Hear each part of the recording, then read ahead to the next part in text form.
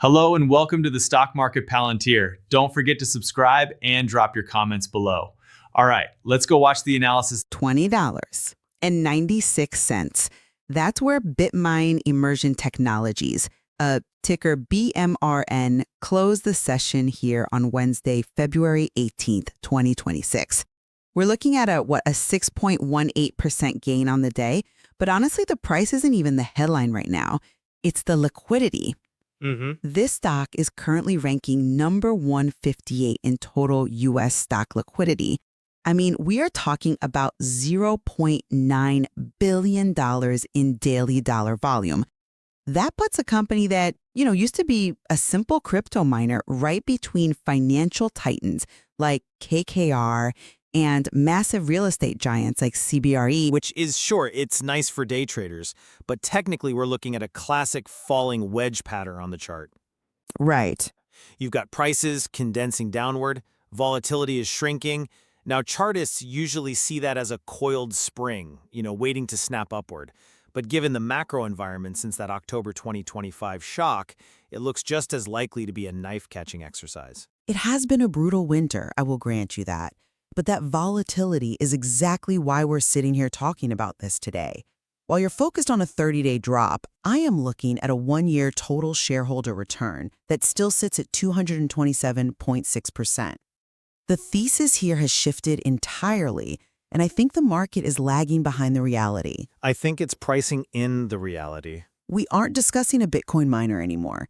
That business model is in the rearview mirror. We're discussing the alchemy of 5%. Bitmine is pivoting to become an Ethereum treasury proxy, explicitly attempting to corner 5% of the total global ETH supply. It's a visionary financial instrument, and it's trading at a deep discount to its book value. Visionary is certainly one word for it. I would call it a high-risk experiment in financial engineering that is, it's bordering on reckless. This isn't just a pivot. It's a metamorphosis into a vehicle defined by extreme shareholder dilution and a treasury strategy that is, frankly, underwater. You have massive operational losses just masking themselves as some kind of financial revolution. Well, let's unpack that because I represent the view that Bitmine is the dominant institutional bridge to the future of finance. To understand BMNR in 2026, you have to completely ignore the legacy mining operations. That identity is dead. The new reality is accumulation. As of February 16th, just 2 days ago, Bitmine reported holdings of 4,371,497 ETH. That is 3.62% of the entire circulating supply of Ethereum. They've hit over 70% of their 5% target in just 7 months. That is execution. Speed is impressive, sure, but speed kills if you're driving in the wrong direction. You're celebrating the size of the bag they're holding, but let's talk about the cost of acquiring it. The size matters because this isn't just a passive pile of digital gold sitting in a vault gathering dust. This is the critical differentiator that the market is missing, and it's the core of my argument. Yield. They've transitioned to what they call MAVN, the Made in America Validator Network. In plain English, for those who don't spend their lives in the blockchain weeds, they aren't just holding ETH, they're staking it to secure the network. And the annualized staking revenue has rocketed from $34 million at the start of the year to a run rate of $176 million as of mid-February. This is an economic engine. Right now, BMNR trades at a price-to-book ratio of 0.8. You are buying $1 of assets for 80 cents. The peer average is over 13 times that. I see why that 0.8 number looks like a bargain on a spreadsheet, but let's contextualize why that discount exists. It exists because the market is terrified of the balance sheet. You mentioned yield, but you're glossing over the massive hole in the boat. Let's look at the Q1 2026 financials, specifically for the period ending November 30th, 2025. The company posted a net loss of $5.2 billion. That is billion with a B. You have to be careful with that number, though. That's primarily mark-to-market accounting. Because they hold so much ETH, and crypto prices dip during that reporting period, they have to report that drop as a loss on the income statement. It's a paper loss, not a cash loss from operations. It is a paper loss until you run out of cash and have to sell the asset to keep the lights on. Then it becomes very real very fast. And they are burning cash. They had negative free cash flow of $228.7 million in that quarter alone. And how did they plug that hole? They didn't sell the ETH. They printed stock. The most shocking stat in the entire report is the dilution. In a single quarter, shares outstanding increased by 7,280%. They're raising capital to acquire a pristine asset at a generational low. They're diluting shareholders into oblivion to buy an asset that has lost value since they bought it. The cost basis for their treasury is approximately $14.7 billion. The value as of late January was around $11.9 billion. That treasury is underwater. Effectively, every single time they print a new share to buy ETH, they are reducing the percentage of the company existing shareholders own, all to acquire an asset that is currently worth less than they paid for it. I strongly disagree with the framing that the treasury is underwater in a permanent sense. You're looking at a snapshot during a crypto mini winter. The strategy here is about the yield floor. This is where the misunderstanding lies. You see a volatile asset, I see an operational floor that no ETF can match. Explain the floor. How does a 3% yield save you from a 50% drawdown in the asset price? It's currently 2.89%. Think of this as the risk-free rate of the Ethereum economy. Bitmine is moving toward 100% participation via Maven.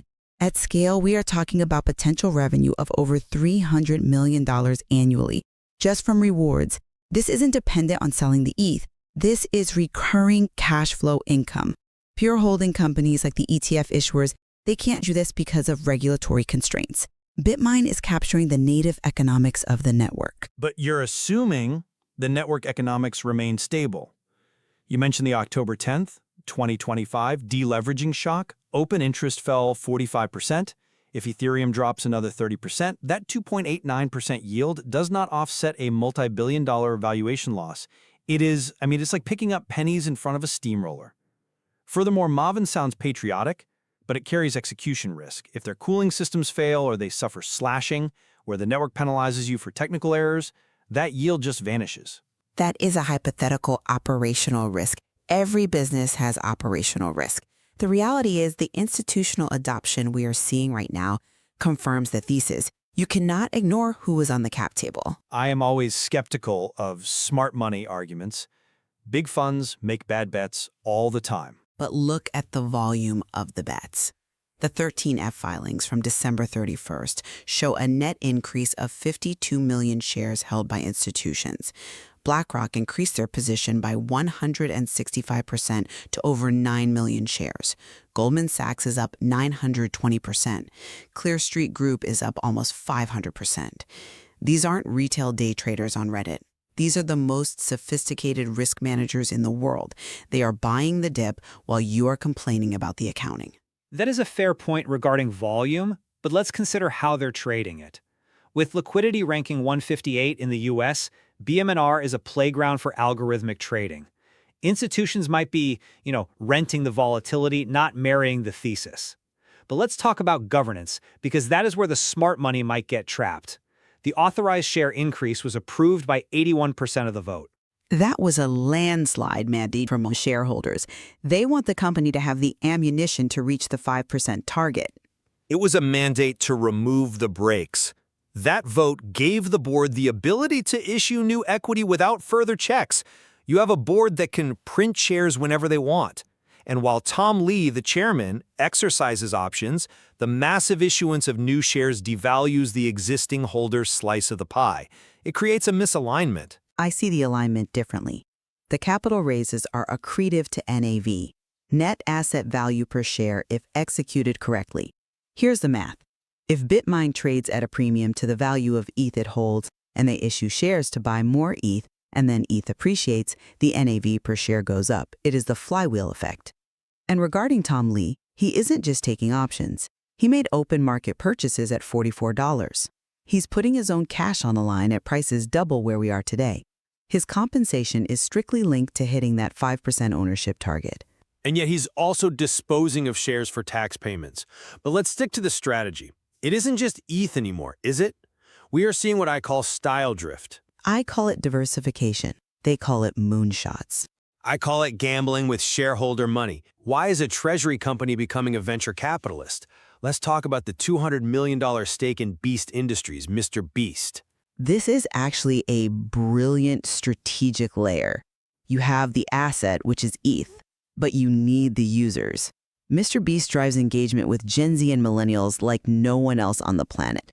By taking a $200 million equity stake, which closed on January 19th, Bitmine is positioning itself to be the back end for future consumer fintech platforms built by Beast Industries.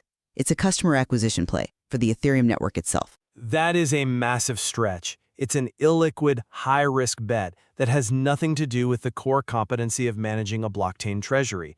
And look at their other moonshot, 8Co Holdings and WorldCoin. That has been a disaster. The value of that stake dropped from $32 million in December 2025 to $17 million in February 2026. That's a 50% haircut in 2 months. That's short-term volatility and a long-term play on digital identity. It's capital destruction. Why take $20 million of shareholder capital and put it into a volatile altcoin play via a holding company?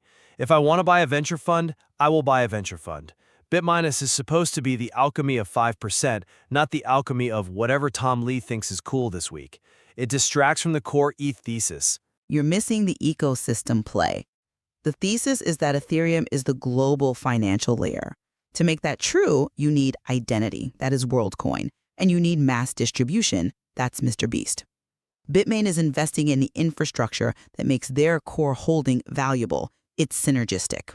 It feels more like valuation black holes carried at cost. And getting back to the core financials, that Q1 cash burn of $228 million is terrifying.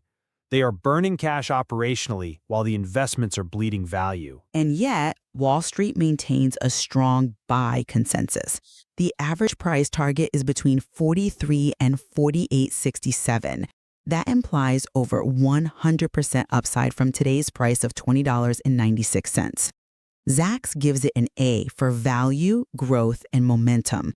The market analysts see the falling wedge, they see the perfected bottom forming in ETH around 1890, and they see a coiled spring ready to release. Analysts often chase price targets based on bull case scenarios where everything goes right. But let's look at the correlation risk. Bitmain is effectively a leveraged bet on ETH. If ETH reclaims $4,000, sure, Bitmain goes up. But if ETH lingers here or drops, Bitmain bleeds out through administrative costs and dilution. The discount to book value trading at 0.8 isn't a mistake. It is the market pricing in the fear of the next capital raise. The discount is the opportunity. We are looking at a company that has successfully navigated listing requirements, executed a 1-for-20 reverse split to stabilize its structure, and now has the liquidity to handle massive flows. The fact that they trade just behind KKR in liquidity volume proves they've arrived on the main stage. Liquidity cuts both ways. It means investors can exit just as fast as they entered. And with the stock down 35% in 30 days, it seems many are heading for the door. A correction, not an exit. The institutional holders are increasing. You mentioned the crypto mini winter. Every asset class has seasons. Bitmine used that winter to accumulate. They bought when there was blood in the streets. Now, as we stabilize, that 4.3 million ETH hoard is going to start generating that 176 million and eventually 300 million in annual staking revenue. That is the fundamental disconnect. The market is pricing them as a passive holder. They are an active generator. I come at it from a different angle. I see a company that needs Ethereum to go to the moon just to break even on their treasury cost basis. They're levered long. That's fine if you're a hedge fund, but for a public company with this level of share issuance, it is a high wire act without a net. It's the vanguard of corporate treasuries. Let's summarize where we stand. I see BMR as the ultimate leverage play on the Ethereum ecosystem. With ETH near what looks like a bottom at 1890 and the company trading below its liquidation value, the risk-reward ratio is incredibly skewed to the upside. If you believe in the network, this is the most aggressive, yield-bearing way to play it. And I conclude that BMR is a high-beta trap. The company is entirely correlated to the asset, but introduces massive governance and execution risk. The alchemy of 5% is a catchy slogan, but the reality is $5 billion in paper losses and 7,000% dilution. Investors need to ask themselves if they want to pay management to dilute them while buying an asset they could just buy themselves in an ETF. But you can't stake the ETF. You can't get the yield. That is the difference. A yield that is currently underwater on a total return basis. We can agree on one thing. Bitmine is no longer just a company. It's a macroeconomic experiment. On that, we agree. It's a test case. Can a public company swallow 5% of a global monetary network without choking on the volatility? The success of this entire alchemy depends entirely on whether Ethereum truly becomes the global financial layer. And if it does, BMNR is the most important stock of the decade. If it doesn't, well, the volatility will continue. It's a binary bet masked as a corporation. That is what makes the debate so fascinating. We'll leave it there for today. Do the diligence, check the filings, and decide if the yield is worth the ride. Indeed. Proceed with caution. If you like this video and want to watch more content like this, then subscribe to the channel. Thanks for watching. See ya.